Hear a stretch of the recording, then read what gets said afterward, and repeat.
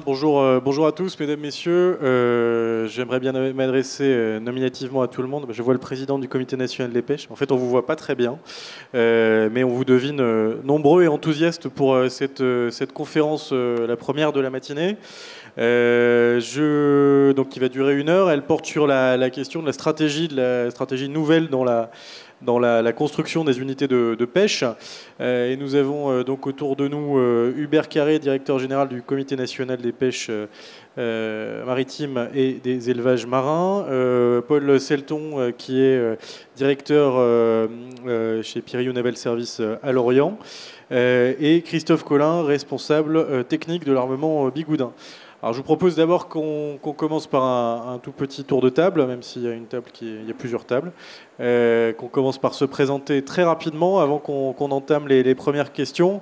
Avant de commencer les questions, je vous dirai pourquoi Stéphanie Rousse-Faujour, qu'on attendait, qui interviendra peut-être pendant la conférence pour préciser quelques détails techniques, m'a proposé d'animer cette conférence, parce que ça peut paraître un petit peu étrange que le GICAN, dont on ne sait pas très bien ce que c'est habituellement. Généralement, la question qui vient après, c'est qu'est-ce que c'est le GICAN. Je vous dirai un petit peu ce que c'est et pourquoi on s'intéresse aujourd'hui à cette question. Donc très rapidement, peut-être Christophe, allez-y, je vous en prie. Oui, bonjour. Donc je me présente, Christophe Collin. Donc je suis responsable technique de l'armement Bigoudin. Alors peut-être certains d'entre vous connaissent cet armement. Donc c'est un armement qui est basé au Guilvinec. On exploite 11 chalutiers hauturiers de 23 à 25 mètres. Nous avons environ 80 marins. Et avec le personnel à terre et dans les bureaux, on est une société d'environ 100 personnes. Voilà. Oui, donc bonjour à tous. Hubert Carré, directeur général du Comité national des pêches maritimes et des élevages marins. Donc une organisation professionnelle qui a vocation à représenter et défendre les intérêts des pêcheurs et des aquaculteurs marins. Donc les pêcheurs, ça va du pêcheur à pied professionnel qui pêche des coquillages sur l'estran jusqu'au palangrier qui pêche de la légine dans les tafs. Voilà. Merci Hubert. Bonjour à tous, je suis Paul Selton, directeur de Piriou Naval Service à Lorient. Je représente aujourd'hui donc le groupe Piriou, un chantier naval dont la maison mère est à Concarneau. 50 ans d'expérience. Nous avons à peu près 1200 personnes, 1200 salariés dans le groupe Piriou. Voilà. C'est tout. Vous reviendrez après sur l'activité du groupe et puis votre implication sur la pêche, bien entendu. Donc de nouveau, merci à nos intervenants d'avoir accepté de parler de cette question. Alors pourquoi le GICAN s'intéresse à cette question? Alors, le GICAN, d'abord, c'est le groupement des industries de construction et activités navales. Les mauvaises langues, mais il n'y en a pas ici, diraient que le GICAN s'intéresse exclusivement aux questions de bateaux gris. C'est absolument pas vrai, puisqu'en fait le GICAN est, à compter de 2009, la fusion entre une structure qui fait du soutien à l'exportation de bateaux gris, c'est vrai, de bateaux qui sont pour l'industrie, destinés à l'industrie de défense en France ou enfin à l'étranger ou en France, parce qu'il y a une demande forte également au niveau national qui s'exprime par la loi de programmation militaire, dont les dernières éditions ont été saluées par les industries de défense. Mais c'est également l'industrie civile, l'industrie maritime civile. Il y a des représentants ici. Je salue la présence de MAN Energy Solutions, pardon. Nouveau nom. Les équipements civils, vous faites aussi des équipements civils et militaires, mais cette évolution, elle s'explique assez simplement. C'est-à-dire qu'en 2009, il y avait Piriou, mais il y avait plus grand monde à la Chambre syndicale des constructeurs de navires. Et donc la fusion entre la Chambre syndicale des constructeurs de navires et ce qui s'appelait déjà le GICAN a amené à la création d'un GICAN un peu New Age, dans une forme civile et militaire. Donc notre intérêt est évident pour la question du civil, et en particulier pour la question de la pêche. Moi j'ai été nommé il y a 2 ans et demi à ce poste. Et j'ai proposé au conseil d'administration de s'intéresser à ce qu'on estimait être des trous dans la raquette. Le fluvial, parce que c'est vrai que le fluvial manquait un petit peu dans les cordes de notre organisation. L'outre-mer, je crois que ce sera évoqué dans le cadre d'une table ronde. Loïc Lenné, ici présent, y participera. Et également, évidemment, la pêche. Pourquoi ? Parce qu'il y avait, à ce moment-là, c'est une tendance qui s'est confirmée, mais je pense qu'Hubert nous en parlera, un besoin de renouvellement dans la flotte de pêche. Et donc, on a souhaité entamer un travail avec une vision qui ne soit pas uniquement administrative. Moi, je viens de l'administration, et puis j'ai vocation à y retourner quand je serai grand. Mais il n'y a pas qu'une vision administrative ou pas qu'une vision utilisateur, sans que ce soit évidemment péjoratif. Hein, mais cette vision industrie, c'est-à-dire construction, manufacturière, devait pouvoir nous offrir une autre perspective. Et c'est en cela, et je remercie le Comité national des pêches, mais également la coopération maritime, mais également France Filière Pêche, mais également France Agrimer, dans le cadre d'un comité de pilotage qu'on a défini quelques notions de cadrage, rien de très compliqué, mais pour faire en sorte que l'adéquation soit plus forte entre la demande des professionnels de la pêche dans leur ensemble, je viens de les citer, je pense qu'avec ces 4 organisations, on a une belle vision, et puis les industries maritimes. Et donc j'ai réappris sous cet angle-là les enjeux pêche aujourd'hui, ce besoin de construction d'unités nouvelles, avec quelques préconisations qui ont été proposées à la direction des pêches maritimes et de l'aquaculture, et il faut qu'on puisse en reparler bientôt. Également au comité France Maritime, puisque c'est une instance nouvelle qui a été mise en place. J'y reviendrai peut-être tout à l'heure. Et je reviendrai évidemment sur les conclusions de cette étude en posant des questions assez ciblées à nos intervenants. Vous avez la légitimation de ma présence devant vous dans l'animation de ce débat. J'espère que ça vous convaincra. Donc on va commencer par une question à poser à Hubert Carré, directeur général du Comité national des pêches. Est-ce que vous pouvez, Hubert, nous faire en quelques minutes, nous donner quelques éléments sur l'âge de la flottille, sur la problématique même du renouvellement, comment c'est abordé au sein du comité national, parce que c'est quand même une décision qui, malgré les différentes instances coopératives et la solidarité qu'on connaît dans ce milieu, est relativement individuelle, avec des armements qui coopèrent, mais c'est une logique assez individuelle. Sur les renouvellements actuels, d'ailleurs, est-ce qu'il y en a, comment ils s'opèrent, et puis la manière dont vous vous impliquez donc en tant que comité national dans cette grande œuvre. Oui, merci de m'avoir invité, et je me réjouis justement qu'on ait cette discussion importante et que ça ouvre justement, je dirais, le cycle des conférences. Alors je ne vais pas raconter ma vie, mais quand je suis rentré aux Affaires maritimes en 1981, je crois qu'il y avait 13 000 navires. 30 ans après, il n'y en a plus que 7 500. Alors je n'y voyais aucunement la raison de la responsabilité de cette chute, mais globalement, on a 7500 navires, même 7000, 2500 dans les Outre-mer, et puis 4400 en métropole. Bien entendu, il y a eu une restructuration de la flotte liée à la politique commune de la pêche, puisque, effectivement, il faut le dire, il y avait à une époque une surcapacité des flottes européennes, pas que françaises, et il a fallu casser du navire, et je sais que certains dans la salle se souviennent de ces moments qui n'étaient pas faciles. Cette adaptation, cette contraction de la flotte a fait que maintenant on retourne vers des jours un peu meilleurs. Les stocks sont quasiment, pour la plupart, au RMD. La pêche va plutôt bien depuis 4-5 ans. Bien entendu, je n'oublie pas l'épée de Damoclès qui pèse sur nos têtes, qui s'appelle le Brexit. Parce que justement ce Brexit a un petit peu cassé le dynamisme de renouvellement que l'on avait constaté il y a 3 ans. Et c'est vrai qu'on peut se réjouir de la synergie globale que nous avons tous. c'est vrai qu'au niveau de la pêche, on avait tendance, le patron, pêcheur, artisan, à construire son navire sans avoir une vision d'ensemble. Et l'importance, vu les enjeux auxquels on est tous confrontés, c'est que le patron pêcheur, et c'est pas péjoratif ce que je dis, mais il doit avoir une vision beaucoup plus large, il doit être chef d'entreprise, il doit intégrer beaucoup de contraintes liées à la politique commune de la pêche, mais liées aussi aux attentes sociétales, pêche durable, développement durable. Il doit aussi répondre à ce besoin de prise en compte de l'environnement. On parle beaucoup des plastiques actuellement, on parle beaucoup des rejets de CO2. Donc l'important, c'est qu'effectivement, il y ait un accompagnement. Et donc le Comité national avait fait appel au cabinet Mauric il y a ça 3 ans pour déjà avoir une première approche.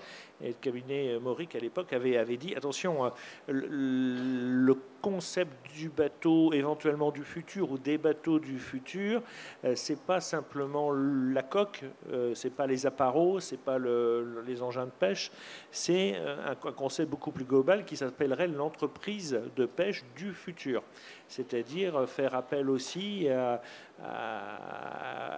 la terre, un dialogue constructif et permanent. Donc on avait fait cette première étude et on avait conclu qu'il ne peut pas y avoir un bateau du futur parce que vous savez bien tous, la diversité de la pêche française et des pêches outre-mer font qu'on ne doit pas, je dirais, avoir un modèle soviétique, c'est-à-dire on construit une coque avec une seule couleur. Ça, c'était pas question. Mais par contre, effectivement, il y avait la nécessité de tenir compte d'un certain nombre d'impératifs. Ensuite, il y a eu effectivement le GICAN qui s'est rapproché du comité national et qui m'a proposé cette étude. Et comme on était plusieurs, comme ça a été rappelé par François, il m'a paru très très important effectivement d'en remettre une couche, si vous me permettez cette expression. Il y avait d'autant plus urgence que l'on ne sentait pas, alors j'ai ma manière de parler, hein, une appétence un peu faible de la part de certains chantiers pour proposer des produits nouveaux aux chefs d'entreprise qui souhaitaient investir. Et donc c'était l'occasion de remettre du liant, de créer une synergie et de se poser les bonnes questions. C'était important puisque la moyenne d'âge, c'est 27 ans. Voilà. Alors, il y a un renouvellement depuis 3-4 ans, simplement avec le Brexit, et je me mets à la place des chefs d'entreprise qui investissent, ne sachant pas comment, comment on va sortir de ce problème et quelles seront effectivement les possibilités qui seront encore offertes aux chefs d'entreprise européens et français pour aller pêcher dans les eaux britanniques. C'est un peu compliqué d'investir. Donc on a fait ce travail, et puis on a fait aussi, enfin plus exactement l'UAPF a fait un autre travail sur quelque chose qui nous titillait depuis un certain nombre d'années et que vous entendiez toujours en disant le chef d'entreprise, il est contraint dans sa capacité d'investissement par le respect de 2 impératifs qui sont liés à la gestion de la pêche, qui est la puissance et la jauge. Et c'était surtout la jauge qui nous inquiétait, puisque finalement, la première étude qu'on avait faite avec le cabinet Mauric, c'est pour ça que je l'ai cité, c'est de dire, oui, il y a la jauge de pêche liée à l'activité de pêche, mais il y a la jauge qui est liée au reste. Et le reste, entre autres, c'est les possibilités de travail à bord, mais les possibilités d'hébergement, les capacités à offrir des bateaux plus confortables, plus spacieux, moins bruyants, etc. Et tout. Bien sûr, ça, c'est, je dirais, ça bouffe un peu de la jauge et c'était un peu antinomique. Donc il y avait la nécessité de dire mais comment on peut faire. Donc l'UAPF, grâce à France Filière Pêche aussi, soutien, a permis de lancer une étude et on s'est aperçu que finalement, oui, la jauge, c'est une contrainte. Il n'y a qu'en Europe qu'on utilise le critère de jauge pour limiter l'exploitation d'un navire de pêche, mais peut-être qu'effectivement, il faudrait, et c'est un vrai travail que l'on va devoir faire avec la Commission, dans le cadre de la nouvelle PCP, c'est de dire, OK, il y a peut-être une jauge pêche, mais il y a peut-être aussi une jauge qui ne soit pas pêche et qui permettrait effectivement peut-être de construire des bateaux un petit peu plus grands, un peu plus confortables, parce qu'un des enjeux, c'est pas simplement le renouvellement de la flotte, mais c'est aussi le renouvellement des hommes. Et les jeunes, c'est comme un jeune agriculteur, il ne va pas conduire une moissonneuse-batteuse ou un tracteur qui a 30 ans. Donc il faut offrir, je dirais, des conditions d'accueil à bord des bateaux qui font que, par exemple, on a tous nos portables. Maintenant, les jeunes nous disent, parce qu'on a fait une conférence récemment, et voilà, si on n'a pas la Wi-Fi sur les bateaux de pêche, nous, on ne veut plus venir, quoi. Donc voilà, il y a des vrais sujets. Donc ça veut dire que le travail qui est fait ensemble, il est lié non seulement à la capacité de construire des bateaux de pêche pour pêcher, bien entendu, mais aussi pour répondre à d'autres impératifs sociétaux. Parfait, merci beaucoup Hubert pour cette réponse très complète. Et merci d'avoir mentionné également l'UAPF. J'aurais dû le faire dans le tour de table. Malheureusement, Jérôme Jourdain aurait dû être avec nous, mais vous le représentez pour évoquer la question de cette étude jauge ce qu'il faut et l'implication également du cabinet Moric. Je ne sais pas s'il y a des représentants de Moric ici, mais la sortie de Pascal Lemel aux assises de la pêche avait été remarquée et je pense très clairement que c'est un problème majeur, en tout cas qui nous remonte de la part des chantiers, mais on y viendra peut-être avec vous, Paul. Au-delà de ce constat global, et je pense qu'on partage sur la dynamique qui a sans doute changé avec la question du Brexit, les questions d'ergonomie, de possibilité de recruter, d'attractivité finalement du secteur lié à ce renouvellement. Moi, j'aimerais avoir votre vision, Christophe Colin, donc de l'armement Bigoudin, sur quelques exemples concrets sur le renouvellement de la flotte et ce qui est recherché peut-être par rapport à ce que disait Hubert à l'instant, dans le lien entre l'armement et puis l'interprofession, le comité national, les structures dont j'ai parlé tout à l'heure, cet écosystème. Comment on peut vous appuyer là-dedans dans cette démarche et peut-être le lien entre l'individuel et le collectif que j'ai évoqué en introduction. Alors effectivement, comme Hubert l'a dit tout à l'heure, on a eu un très gros creux dans la construction navale, de pêche ces dernières années, avec un renouvellement remarqué depuis 4 ou 5 ans. Donc depuis 4 ou 5 ans, il y a quand même eu beaucoup de navires de pêche qui se sont construits, aussi bien des bateaux de moins de 12 mètres, des côtiers et des semi-hauturiers. C'est ce sur de nombreuses côtes de France et dans différents chantiers navals. On peut citer par exemple l'armement dans lequel je travaille, donc l'armement Bigoudin. En 3 ans, nous avons construit deux chalutiers de 24 mètres 90. On n'est pas les seuls. On peut également citer l'armement Porcher, qui a une volonté de renouvellement de sa flotte qui est constante.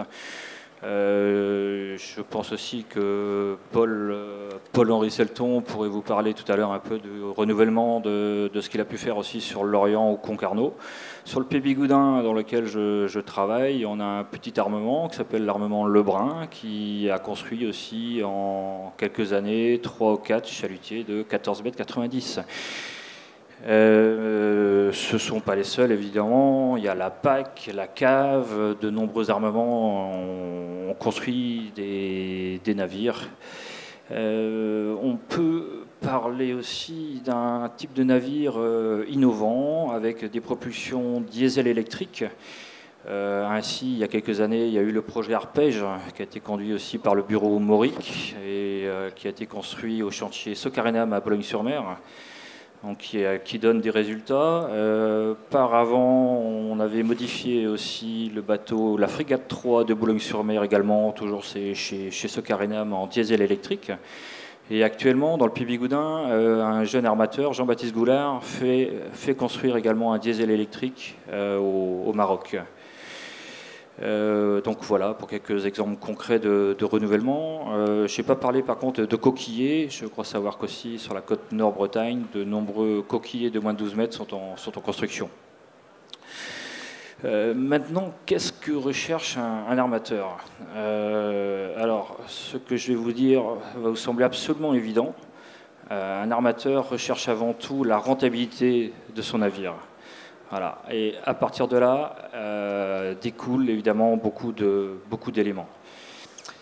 Alors, la rentabilité du navire passe par une fiabilité technique. par le choix de certains fournisseurs sur la motorisation, sur l'hydraulique, sur l'électronique. Il faut que les sociétés soient fiables, avec un service après-vente adéquat et réactif, avec des pièces détachées. Voilà ce que recherche un armateur. Il ne faut pas que les bateaux en panne restent trop longtemps à quai. Tout est lié à cet impératif de rentabilité. Avec bien sûr, on prendra en compte les nouveaux éléments sur la pollution, aussi bien la pollution des eaux, la pollution de l'air. Donc la pollution des eaux, ça passe par des peintures innovantes, non polluantes. La pollution des eaux passe aussi par des ballasts aux sales, par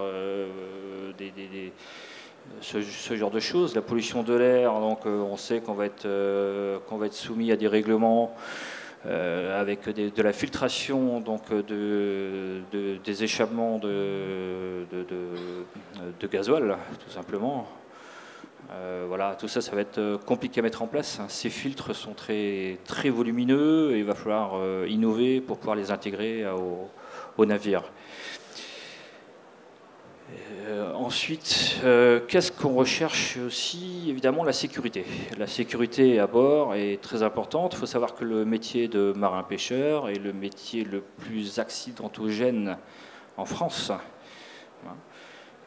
Donc il faut de la place. On a parlé de la jauge tout à l'heure. Évidemment, plus on a de jauge, plus les bateaux sont sécurisants. On a de la place pour travailler. Un armateur va également actuellement chercher aussi du confort. Du confort aussi bien du confort de travail que du confort dans les habitations. Je peux vous citer quelques exemples de ce qu'on a fait, nous, à l'armement Bigoudin. C'est-à-dire, on est en cabine individuelle pour 5 hommes à bord. On a de la climatisation individuelle également par cabine. Climatisation, donc veut dire du chaud et du froid, ce qui veut dire que quelqu'un qui veut sa chambre à 18 degrés, il la met à 18 degrés. Si le voisin la veut à 22, il la met à 22, et ainsi de suite.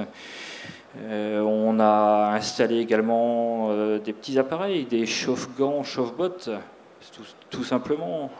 Ce sont des appareils qui ne sont pas très, très onéreux. Il faut un peu de place pour les installer. Par contre, ce sont des appareils qui viennent concrètement, ça vient des stations de ski, tout simplement. Et ça, évidemment, c'est très, très appréciable par nos marins qui remontent les chaluts tous les 4 heures et qui ont ensuite des gants et des bottes sèches et chaudes. Tout ça, ça passe par du confort. Autre confort qu'il est intéressant de noter, maintenant, en fait, il existe des systèmes de communication satellitaire qui commencent à être financièrement acceptables par les entreprises de pêche. Ce sont des systèmes qui existent depuis longtemps, notamment au commerce, mais qui étaient très onéreux. Et ça passe évidemment par du confort pour les marins, notamment pour les jeunes, qui peuvent avoir des mails quasiment en temps réel. Je dis quasiment en temps réel, puisque nous, ce qu'on a installé, c'est fait par une société de Lorient qui s'appelle Talos. On a des mails en fait toutes les heures. Donc il y a chaque marin, des jeunes notamment, qui adorent savoir tout ce qui se passe dans leur famille ou à leurs copains. Toutes les heures, ils peuvent être informés. On n'est pas sur Facebook, pas encore, parce que tout ça, ça coûte très cher. Mais on a au moins des mails constants. Ça participe aussi à la sécurité, ce genre d'éléments. On peut avoir de la météo téléchargée très rapidement. On peut la télécharger plusieurs fois par jour. Bon, voilà. Tout à l'heure, on a parlé aussi peut-être d'intégration d'un système de pêche intégré avec la terre. Sur les bateaux équipés comme ça d'Internet, nos propres patrons ont accès à la débarquement du poisson, c'est-à-dire ils savent que tel jour et tel jour, il va y avoir tant de bateaux avec tant de tonnes débarquées, de lottes de sol, et ils peuvent aussi réfléchir à peut-être décaler leur arrivée au port pour débarquer un peu plus tôt ou un peu plus tard, en fonction des apports. Vous voyez, donc tout ça, ça participe à beaucoup de choses, quoi. Un armement va aussi réfléchir beaucoup, oui, sur l'économie d'énergie, bien sûr. Voilà, donc au niveau des, voilà. Et tout ça dans un but, évidemment, d'attirer le plus de jeunes possible. Voilà, merci. Merci Christophe. Je me permettais pour favoriser l'interactivité des débats de vous presser un petit peu, parce qu'on y reviendra sur l'énergie. En fait, vous avez donné les clés avec quelques exemples précis en disant qu'il y avait une construction à la pêche qui était dynamique, malgré le contexte du Brexit que vous avez rappelé, Hubert. Mais au final, ce que je retiens, moi, c'est rentabilité et visibilité sur l'avenir. Bon, si on met de côté les droits à produire, je pense que sur l'exploitation d'un navire, Piriou sait faire. Sur la sécurité, je pense que Piriou sait faire également. Sur les économies d'énergie, vous devez savoir faire. Donc, quelle est la vision des chantiers finalement sur le renouvellement de la flotte de pêche? Évidemment, c'est un peu provocateur. Parce que d'abord, il n'y a pas que Piriou, moi je représente l'ensemble des industriels dans le domaine. Mais est-ce que vous pouvez nous donner, Paul, quelques clés sur votre vision en tant que chantier aujourd'hui, de réponse à ces demandes qui sont croissante, ce qu'on peut tout à fait comprendre. Hein. Vous avez tous les deux parlé du Wi-Fi, qui est tout à fait illustratif, ou de la connexion, qui est tout à fait illustratif de ce que peuvent rechercher aujourd'hui des jeunes qui embarquent, et puis des moins jeunes aussi. Hein. C'est absolument normal. J'ai bien aimé le parallèle avec le ski. J'aimerais aussi que vous puissiez revenir sur le maintien en conditions opérationnelles, parce que c'est en plus une des marques de fabrique de Piriou aujourd'hui, sur un autre domaine que j'ai cité tout à l'heure, qui est le domaine du naval militaire. Qu'est-ce que vous pouvez offrir comme sécurité aujourd'hui à un armement à la pêche dans ce type de renouvellement, au regard de la visibilité qui est demandée et de la rentabilité sur l'avenir? Alors, dans un premier temps, je rejoins tout à fait ce que Christophe et Hubert ont dit. Et la première des choses, dans un premier temps, c'est de comprendre. Comprendre nos clients, se mettre autour d'une table, comprendre leurs problèmes et les accompagner. C'est de pouvoir leur présenter, leur proposer des solutions à leurs problèmes. Leur proposer aussi un design de bateau, de manière à pouvoir le proposer à d'autres clients, et ce qui nous permettrait aujourd'hui de faire des navires de série. Voilà, c'est une première base, une première piste. Des navires de série qui nous permettraient de faire des gains à tout niveau. Au premier, c'est des gains en termes d'études, parce qu'on sait que l'étude sur la construction d'un navire est à environ 10% du coût du navire. Voilà. Donc la première, proposer à nos clients des navires de série. Et la deuxième, qui va avec la série, c'est gagner, avoir des gains sur automatiquement l'industrialisation. Voilà. Mais je me répète, ce qui est important, c'est de comprendre et de connaître les contraintes de nos clients. Se mettre autour d'une table et discuter avec eux et de savoir de quoi on parle. Voilà. Alors, la place de Piriou dans cette démarche, elle est claire. Et je suis là aujourd'hui pour vous l'expliquer. La stratégie de Piriou, elle est simple. Elle est à la pêche depuis 50 ans. La pêche, c'est dans l'ADN de Piriou. Ça, je ne vous l'apprends pas. Ça, c'est clair. Et pourquoi aujourd'hui on a ouvert un chantier naval à Lorient? C'est parce que c'est dans notre ADN et parce qu'on veut que ça y reste. On a ouvert un chantier à Lorient qui est pour le groupe Piriou un chantier dédié à la pêche, aux refontes et à la construction de bateaux neufs, avec une équipe adaptée, des bureaux d'études à l'écoute et capable de proposer aujourd'hui à nos clients des prix du marché. Voilà aujourd'hui la stratégie du groupe Piriou. Voilà. Merci Paul, et merci pour cet éclairage sur le développement récent de Pirio à Lorient, bon, qui aura marqué les esprits, puisqu'en plus on est à l'Annester, encore plus qu'à Lorient. Donc c'est important à savoir, et c'est vrai que c'est dans l'ADN de Pirio, en tout cas c'est ce qui ressort des différentes demandes que vous portez au sein du groupement. Vous avez été parmi, je pense à Pascal Pirio et à Vincent Faujour, parmi ceux qui ont souhaité que GICAN s'intéresse à ce sujet. J'ai entendu des choses intéressantes sur la notion de navire de série. Alors, on ne revient pas sur un grand plan, comme vous le disiez tout à l'heure, avec un navire rouge et puis pas autre chose, même si on a parlé... même si le vert est à la mode. C'est vrai que si le navire devait exister en série, il serait peut-être à la mode.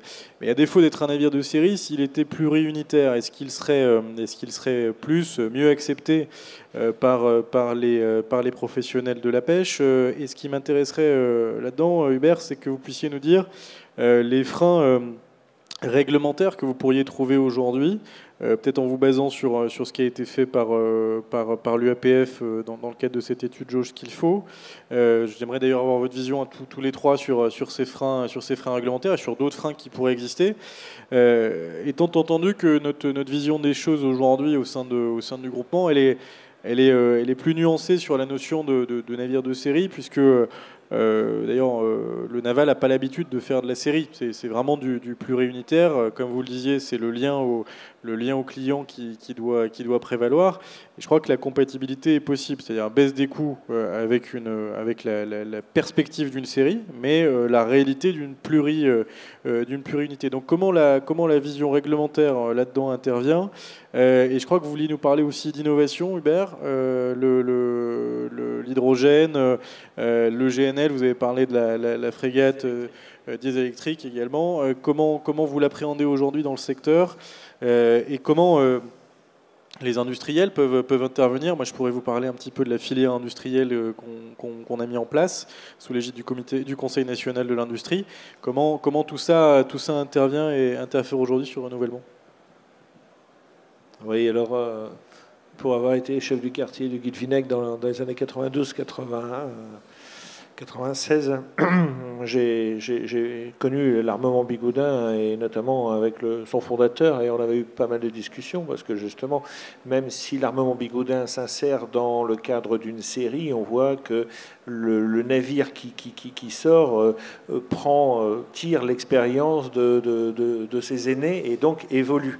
Donc, mais on voit que globalement, on est quand même dans un cycle qui ressemble fortement à une série, bien que chaque navire ne soit pas identique. Je parle sous votre contrôle. Oui, bien sûr, chaque navire dernier navire est fait avec les technologies du moment. Voilà. Et comme on a le plus vieux de nos navires fait 33 ans, le dernier à 4 mois, vous comprenez bien qu'il y a une évolution constante entre les 11 navires de l'armement.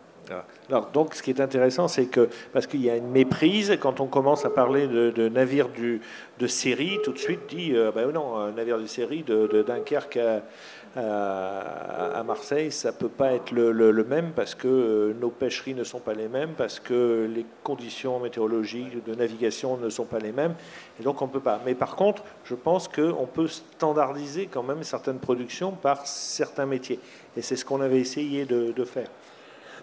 Pardon. Un des éléments importants, c'est que la standardisation, pour répondre à certains objectifs, elle est contrainte, je l'ai dit tout à l'heure, par la limitation de puissance.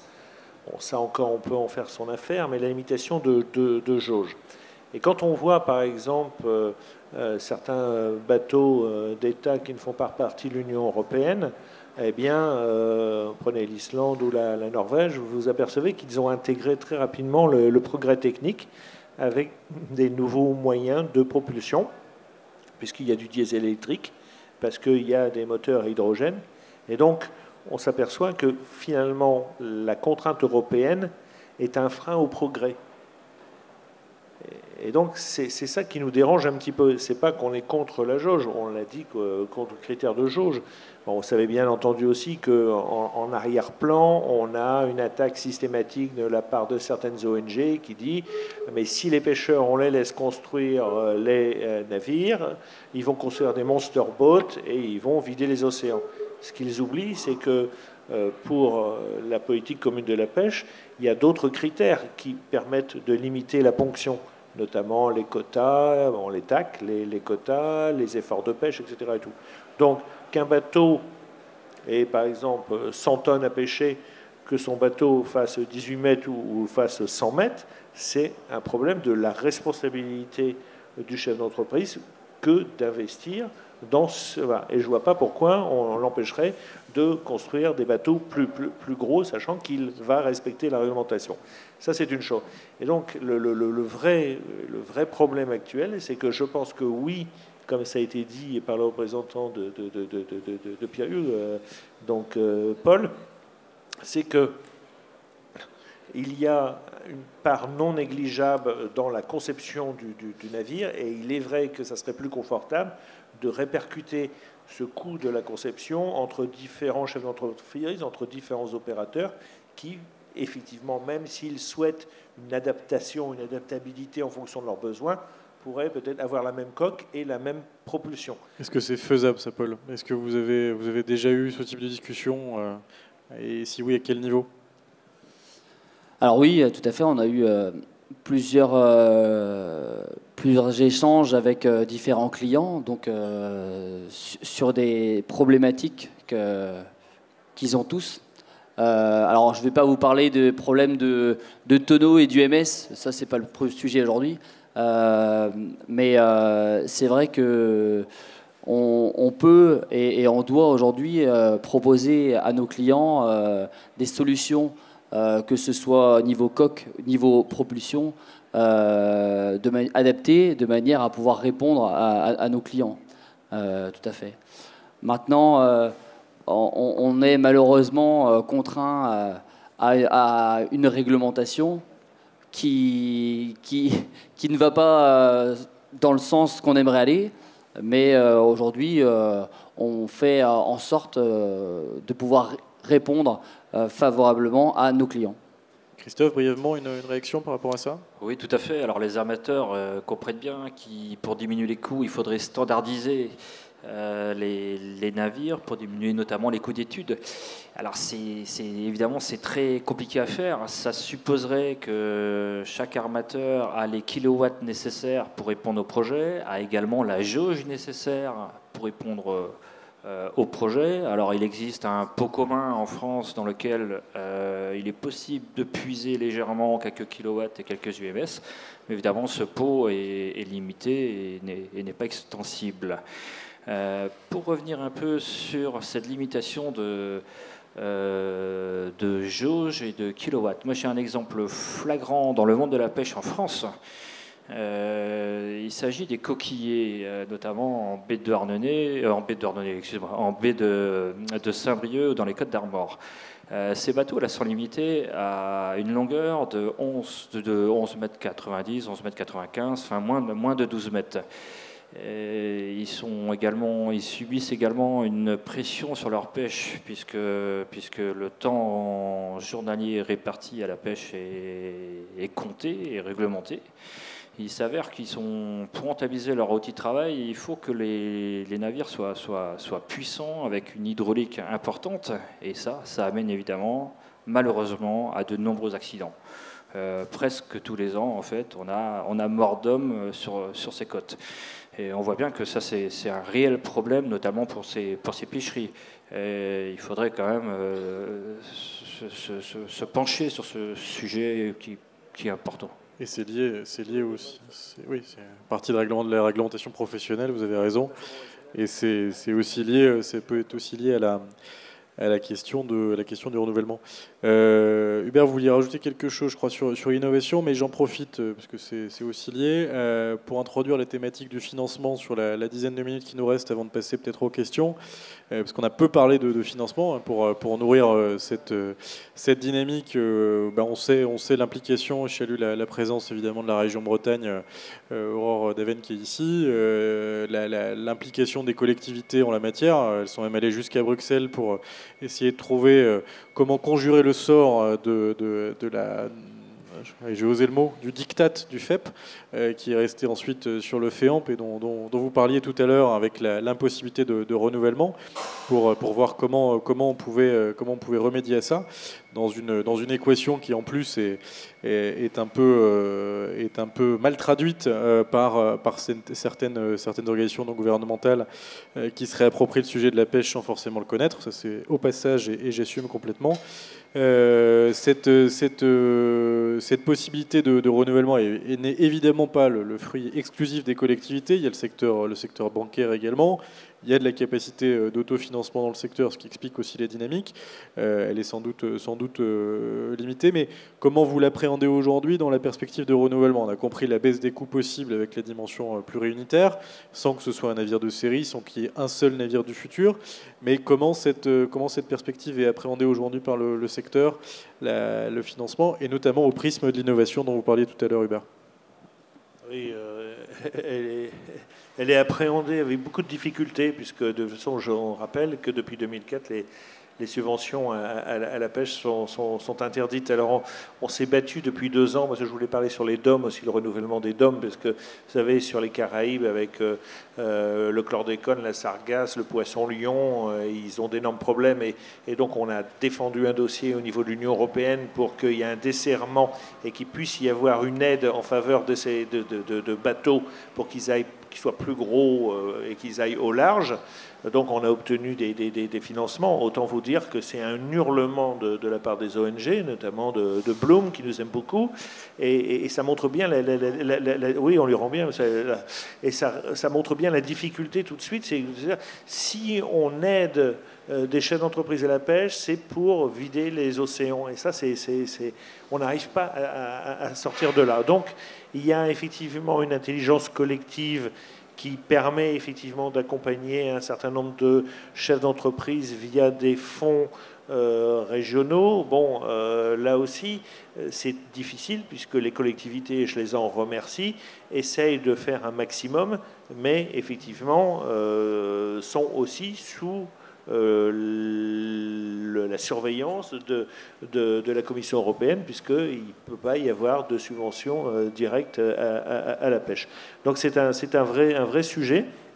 Après, peut-être qu'aussi, il faut s'interroger sur le fait que peut-être, oui, les subventions, c'est une possibilité, mais peut-être aussi, il n'y a pas que ça. Donc là aussi, et je pense que c'est aussi, comme on l'a fait finalement avec le GICAN, on pourrait très bien mettre tous les partenaires financiers autour d'une table et de réfléchir sur un modèle financier économique, voilà, qui pourrait être intéressant. Oui, alors le problème du financement est important, n'est pas simple. Ce que je peux vous dire, pour l'entendre au sein de ma propre société ou autour de moi, actuellement, il est très difficile de pouvoir construire un navire neuf sans un apport personnel conséquent. Peut-être pour avoir votre réponse, Paul, on le dit souvent, et je vais mettre les pieds dans le plat, les chantiers français, on veut bien passer par les chantiers français, mais ils sont chers. C'est vrai que les chantiers français sont chers, vous faites des prix plus importants que vos voisins. Évidemment, c'est provocateur aussi, puisque tendanciellement, c'est quelque chose qui n'est pas vrai, mais comment vous vous situez par rapport à cette question? D'ailleurs, même comment vous vous situez par rapport à un marché de l'occasion qui est souvent assez étriqué. Quel est votre positionnement aujourd'hui et votre regard sur la possibilité de financement des navires? Alors, si on se compare par rapport aux chantiers étrangers, je pense que pour être compétitif, il faut en faire. Et j'aurais tendance à dire qu'il faudrait ouvrir les vannes pour pouvoir en faire davantage, parce que c'est pas en construisant quelques navires sur une année qu'on peut être compétitif. C'est en partant sur du long terme et en renouvelant tout simplement, c'est pour ça qu'on est là aujourd'hui, renouvelant la flotte et avec un volume plus important. Et c'est là qu'on deviendra compétitif, nous chantiers français. Voilà. Après, au sein de Piriou, et je dis bien au cas par cas, on accompagne nos clients en leur proposant ou pour des plans de financement. Alors, on n'est pas une banque, hein. Ça, on n'est pas une banque, mais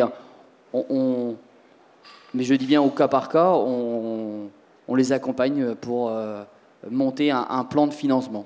Voilà. On note la possibilité qui est permise par Pirio et par certains chantiers français. Si je résume en quelques mots ce qu'on vient de se dire avant peut-être de passer aux questions et qu'on me coupe la parole puisque j'ai dit du mal des ONG, donc on va saboter. On va essayer de me faire taire. Non, je plaisante. Vous nous avez dit qu'il y avait la question de la visibilité des droits à produire, enfin que veut un armateur, et donc il y a cette question-là qui se pose aujourd'hui. Elle ne se pose pas dans la thématique renouvellement de la flotte de pêche, mais elle se pose tout de même. Il y a la question de la transformation progressive du modèle, et je crois d'ailleurs que le comité interministériel de la mer devrait nous apporter de bonnes nouvelles sur la société de pêche artisanale. Bon, j'ai noté des éléments sur ce que je vais appeler pudiquement la surréglementation, sans que ce soit un procès d'intention à l'encontre de qui que ce soit, mais il y a des efforts à faire sur la jauge, et l'Union des armateurs de la pêche de France l'a fait savoir, et merci au comité national, merci à Hubert Carré de l'avoir redit. Des initiatives locales qui permettent de porter des financements en lien également avec un secteur bancaire qu'on doit peut-être mettre autour de la table. Je retiens l'idée qui est intéressante. Et puis des questions liées au renouvellement de la pêche qui se posent aussi par rapport aux charges d'exploitation. Quand on arrive sur une crise pétrolière comme à la fin des années, environ 2000, ça me rappelle des souvenirs, 2010 quand j'étais à Boulogne-sur-Mer, ou même 2000-2004, eh bien le chiffre d'affaires lié la part du chiffre d'affaires lié au carburant est d'autant plus importante que le contexte est défavorable. Donc il faut préparer l'avenir aussi sous cet angle-là. Je veux juste dire une chose avant de passer la parole à la salle. C'est la dimension européenne. On a pu taper un peu sur le FEP devenu le FEAMP et l'impossibilité de financer le renouvellement de la flotte de pêche. Bon, d'abord, il y a des possibilités sur les financements des équipements, mais sur la flotte, c'est devenu impossible et c'est malheureux. En revanche, je tiens quand même à souligner l'importance aujourd'hui de l'océan et de la thématique maritime telle que la nouvelle commission le conçoit. Ça a été indiqué par la présidente. Et surtout, au-delà d'un discours qui peut paraître un peu stratosphérique, parce que je pense que la présidente de la Commission européenne a d'autres choses à faire que de se préoccuper uniquement de l'enjeu maritime et plus spécifiquement de l'enjeu pêche. Il y a une mission qui est confiée actuellement à Pascal Lamy sur l'océan dans le cadre du partenariat Horizon Europe. Et je crois qu'il y a quelque chose à jouer sur ce que vous disiez, Hubert, qui est la vision complètement déconnectée de la réalité que peuvent avoir certaines associations d'une pêche qui serait nécessairement nauséabonde, nuisible, néfaste à l'océan et à sa bonne tenue ou à la bonne tenue des écosystèmes. Les meilleurs connaisseurs du secteur, de la faune, en tout cas, sont évidemment les pêcheurs, aidés en cela par les scientifiques. Les réunions ont changé, la préparation des conseils, elle se fait maintenant depuis, et non pas depuis 1 an ou 2 ans, mais depuis près de 15 ou 20 ans en bonne intelligence. Et je pense que c'est quelque chose qui peut être affiché. On aura des experts français dans ce domaine-là, notamment le cluster maritime qui doit être présent. Donc ce sera intéressant de faire valoir la vision pêche dans ce cadre. Est-ce qu'il y a des questions dans la salle? Oui, il y a une question devant, s'il vous plaît. Il n'y a pas de micro. Bon, alors, attendez. Ça arrive. Non, c'est bon, vous avez la... Bonjour, je suis Jean-Pierre Millet d'Atlantic Marine Service. Et je souhaite juste compléter dans la stratégie nouvelle et la construction des unités de pêche, puisqu'il n'a pas été évoqué, et c'est un petit peu normal, puisque c'est sous l'égide du GICAN, les constructions que nous avons contractées pour Boulogne-sur-Mer, pour la CME, sur une série de navires, 5 navires de 19,50 m, qui ont été suivis par 2 design équivalent pour l'Orient, la PAC, et ça représente aujourd'hui 7 navires, on pourrait dire, sur le même design, et il y en a maintenant un 25 mètres en construction sur le même design. Ça veut dire ce sont des bateaux économiques qui consomment avec 2 méthodes de pêche, chalut et seineur, qui aujourd'hui prouvent une économie, je dirais, de consommation de plus de 30%. Voilà, donc ce phénomène, cette construction était passée sous silence. Donc je souhaitais simplement, je dirais, la présenter, puisqu'à Lorient, on a quand même... Je souhaite aussi dire que nous avons contracté avec les chantiers Piriou un chalutier coquillé, que nous avons contracté avec les chantiers Socarinam un autre navire. Voilà, et nous, on espère qu'on a encore dans les tiroirs 2 ou 3 navires, je dirais, à construire pour les pêcheurs français. Merci de ces précisions. De toute façon, je vais le redire, hein, mais ça n'avait pas vocation à l'exhaustivité. On était vraiment dans des logiques d'exemple, mais c'est bien de le dire, d'autant que la presse s'en est fait l'écho. C'est important de voir cette vision prospective et le dynamisme que vous portez. Oui, non, mais c'est pas nous personnellement, ce sont les pêcheurs qui les portent. Simplement, je disais, c'est sur l'effet de série qui a été développé et qui est intelligent, parce que l'évolution de l'armement Bigoudin ou de Porcher, c'est une évolution on arrive aujourd'hui dans leur série de navires au navire parfait, qui fait, je dirais, enfin, qui est parfait à ce jour, mais que c'est une évolution, je dirais, dans les mêmes séries, alors que là, on est parti sur des designs complètement, je dirais, novateurs. Merci. Merci à vous. Est-ce qu'il y a d'autres questions ?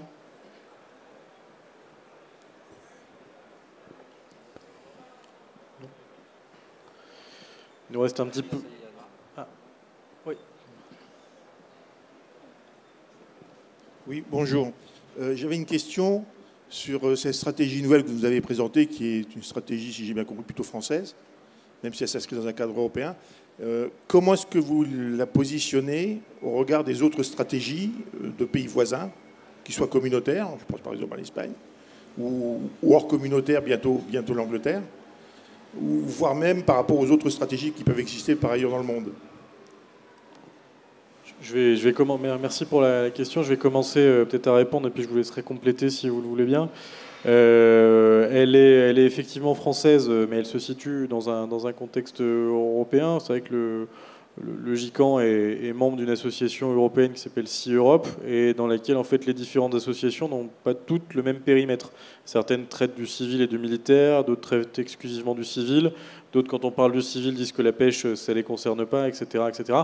Donc nous on a pris le parti de s'attacher, enfin de prendre la tâche plutôt du secteur pêche. Je citais tout à l'heure donc le comité national évidemment, mais bien sûr la coopération maritime, France Filière Pêche et France Agrimer, pour peut-être provoquer quelque chose d'assez inédit.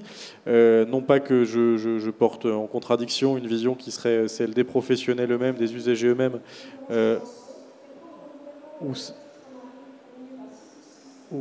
ou celle de l'administration elle-même, bien entendu, hein, c'est tout à fait complémentaire.